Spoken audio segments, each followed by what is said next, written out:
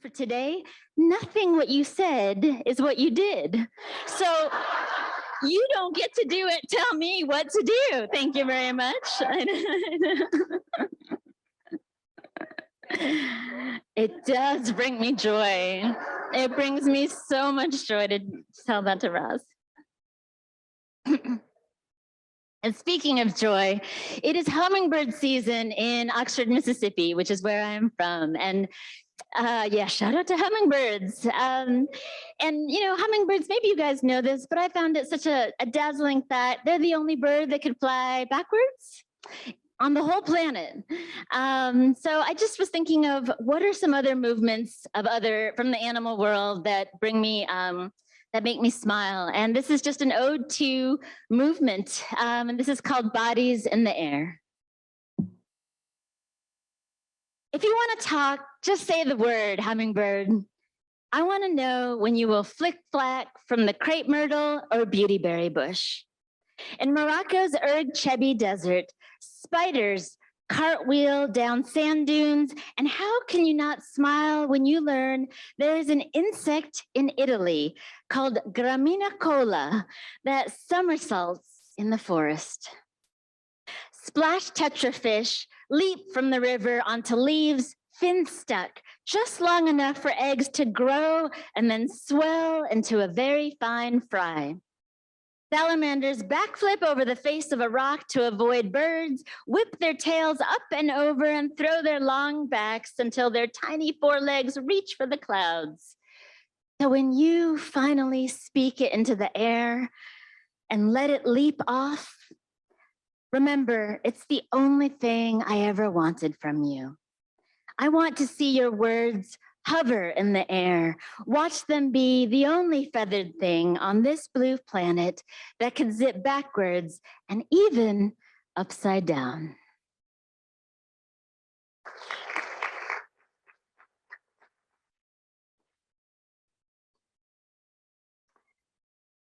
Called First Time Brushing Teeth with You. When I say first time, that implies there will be a second, a fourth, a 99th. From far away, our teeth must look like Tic Tacs, chiclets, moons of a faraway planet. Nocturnal animals, my students know this, nocturnal animals can smell better at night when the air is still because scent lingers. And so I smell the mint from our mouths, but also I smell the spill of peppers from the salsa dropped on your shirt. I smell the greasy sidewalks we walked an hour earlier and the hotel soap still bubbled and wet. When I root through the thicket, the brush pile, my fur stripes electric and tail tumbled, I foam at the mouth. The mask on my face means bandit, means my little paws want to grab every part of you and wash it. And I'm gonna, because it's so rare, I get to read, gosh, I think the last time Ross and I read together was on Zoom, and it was definitely the before times when we read in person together. So I think I've read this, Sean, here before, but this poem was written back in 2009. Gosh, we've been friends for a while. And he's probably mentioned this. In fact, I know he mentioned it earlier, but he played college football. And I think he was, I don't know, I don't want to speak for you. I think you were bemused when you found out that I was, Bemidji's actually has the same mascot. You're looking at the first female high school football mascot in the state of Ohio. Thank you very much. No, please. No, you're going to regret clapping when you realize what it is. So it's the same as Bemidji's. We were the Beavers. So I was the Beaver Creek High Beaver, and Ross challenged me back in 2009 to write a poem about this. So this is for him. The mascot of Beaver Creek High finally breaks her silence. There are some suits more difficult to remove. Spades, armor, tweed in the summer. Those nights you thought I was home, dateless, studying for chemistry, memorizing the dates of epic battles, I was working myself into a lather of sweat for a field of angry young men.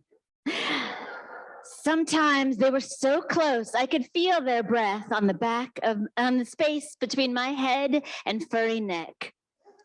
Even the captain of the cheerleaders never went that far. Every hand that once reached for me still haunts me at the most unexpected times, as I place vegetables on the grocery belt or walking the glow wall walkway at the Detroit airport. Something still pulls me to the ground, and it's not the crowd, it's not the scent of cola and popcorn, the tinge of engine grease, or a truck revving at homecoming. If you slice a jacaranda bloom and place it between two glass slides and place it underneath a microscope, the corolla will always fight for the light. If you once posed for any pictures with me and still have them scattered somewhere in your attic, look carefully at the dark netting of my mouth. If you squint hard, you can see my actual teeth clenched into a small scream. I was like that every night. It was high school after all. I was always cheering for something though, and I still am. Something is always worth cheering for. There is always some cheer worth something. Cheer for some worth, always.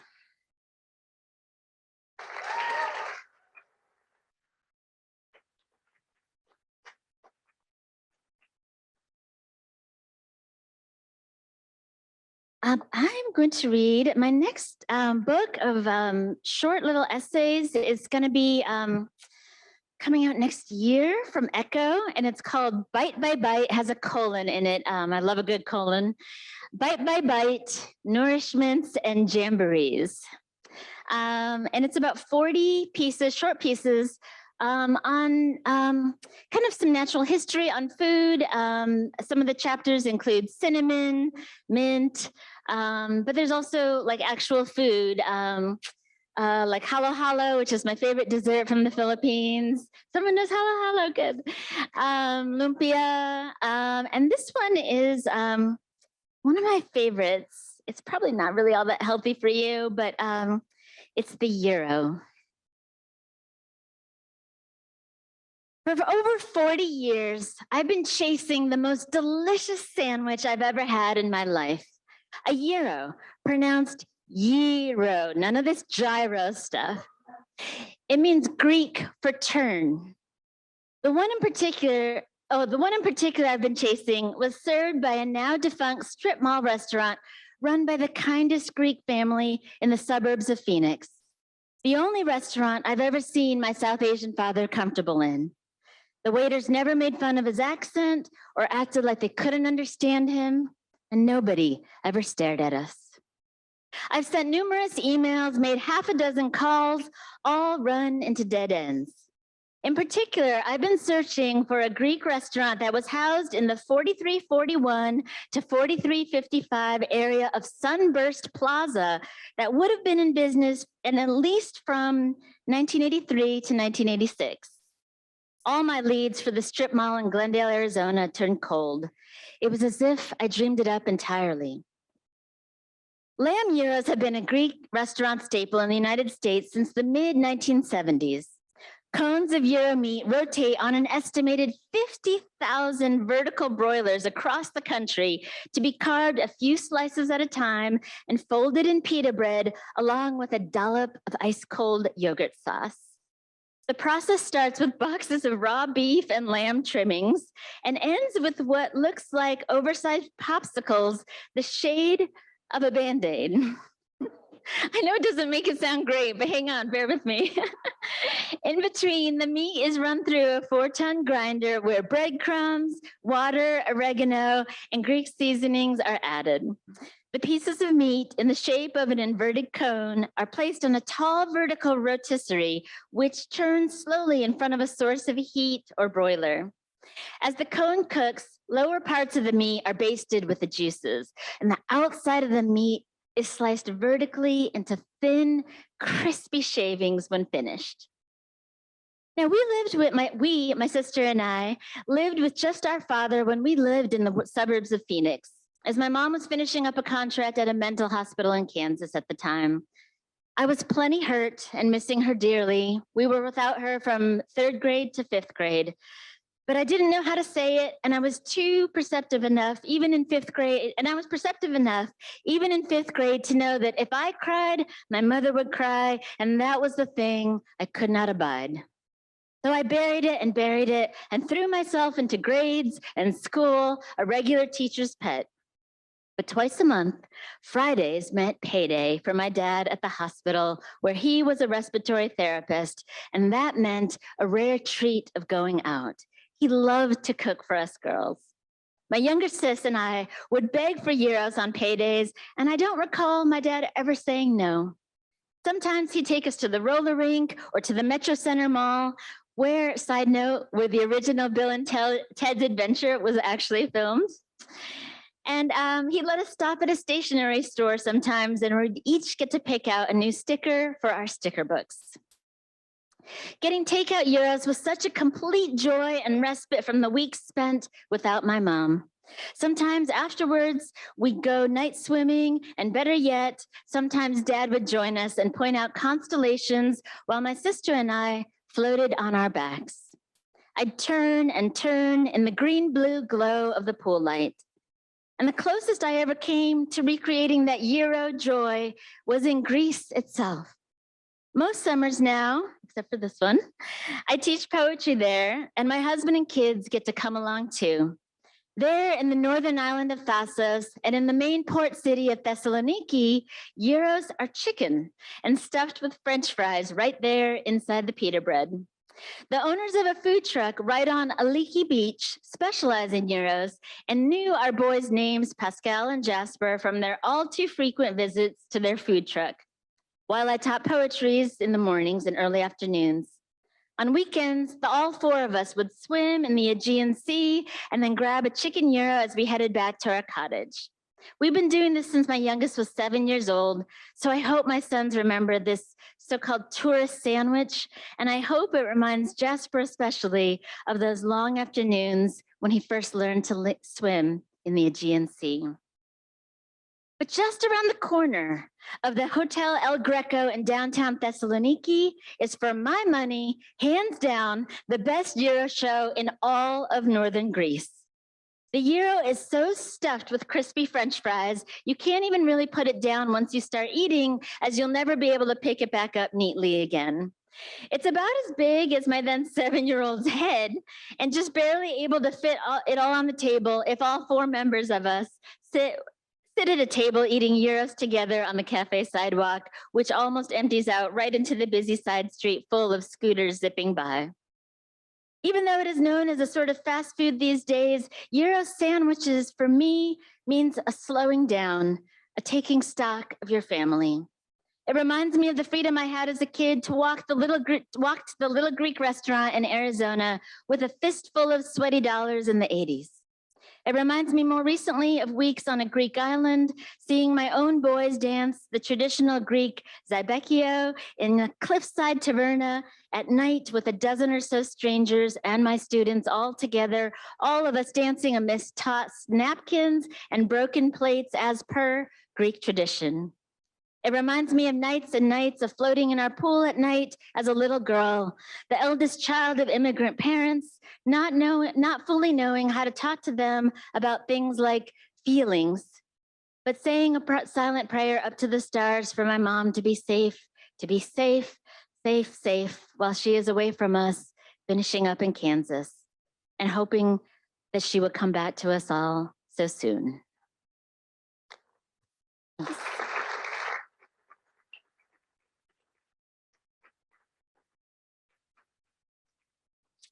And I'm going to finish up with a short one, semi-short one from World of Wonders. And for those of you who don't know, World of Wonders, I started with a list of 200 plants and animals. Not that I'm an expert in, by no means. I am not a scientist. I am still a poet at heart. I still am a poet in action as well. These were I narrowed it down to 30 of not my favorites, but the ones that I had the most questions about. And this one is one of my favorite birds. It's called the superb bird of paradise. But first, I'm going to play you a little song and see if you guys can recognize this song. If you recognize it, feel free to stand up and dance. Who knows what this is? Yeah, I can see your hand, Justin. Don't be shy. I know you want to do this. You recognize? Who doesn't know what this is? Okay. All right, a couple people. There you go. Okay.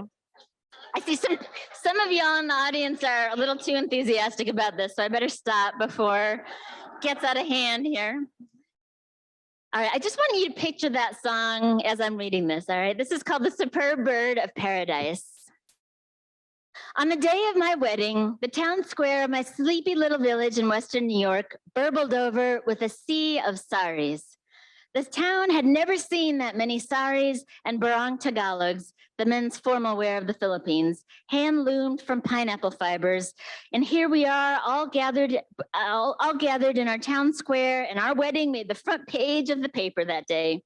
Someone gave us a barong Tagalog as a wedding present, sized for a tween. But what if we don't have a child? I asked my husband as we were opening gifts. What if we don't have a son? Now the saris from the wedding came in every shade: reds, violets, liquid onyx, and especially teal and turquoise, the colors of our wedding. What a dance party all my aunties had at the reception, with these sari colors flashing in the DJ's portable light show. Which is why I was reminded of the Lofarina superba, not the lesser or the greater, but the superb bird of paradise, as I looked out onto the dance floor. Now, the superb is a bird of many colors. Its beak is like the blackest black night in January when you're trying to write a letter on black construction paper with a black swan feather dipped in India ink. It's pretty black. But this one, when the superb hoists up its long black nape feathers, it looks like it's swooshing an elliptical cape around its neck. It's one of the showiest displays in the entire bird kingdom. And iridescent blue feathers on the superb's head flash extra iridescent as they catch the sun, little eyes against the black oval of its nape. This colorful bird dances along at about 8 inches tall and lives in New Guinea. It eats mostly fruits and berries, but has been known to nosh on the occasional small lizard. The superb bird of paradise leads a pretty solitary life, except during mating season. Perhaps my favorite detail about these birds is that the male actually clears an entire dance floor before he gets his groove on, laying down scraps of leaves or scraps of paper to mark down the boundaries. And then comes the courtship dance. The bird spreads his black feathers in a fan, and he starts to jump and bounce before the female, with that wide horizontal turquoise stripe blazes into the shape of a cartoon mouth across its back, the only color emblazoned on his dark feathers. Now, we had only 3 songs on the do not play list of our wedding. For those of you who've never been married, that's something you can do. You can form a do not play these songs for your wedding DJ. The 3 songs we had on our wedding were Strokin', the Chicken Dance, and the Macarena.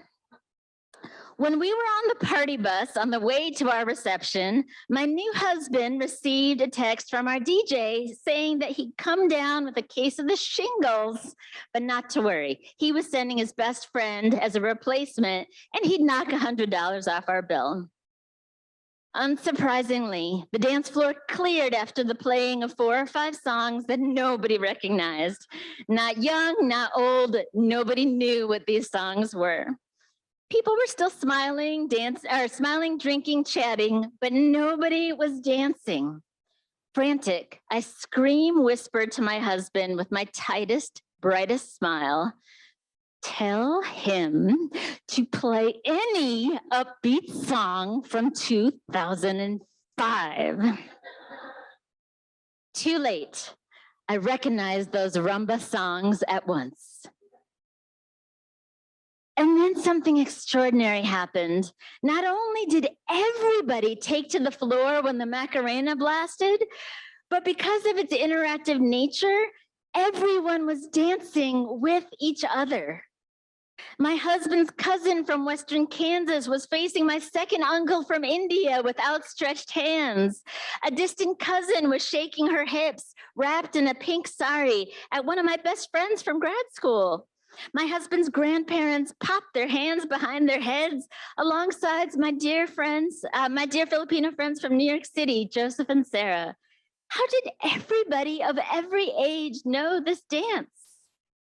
The 1996 music video for the Macarena is a riot of color. The featured dancers wore silver hot pants, orange headscarves, a poof of lavender hair, bare midriffs galore, and chunky platform shoes.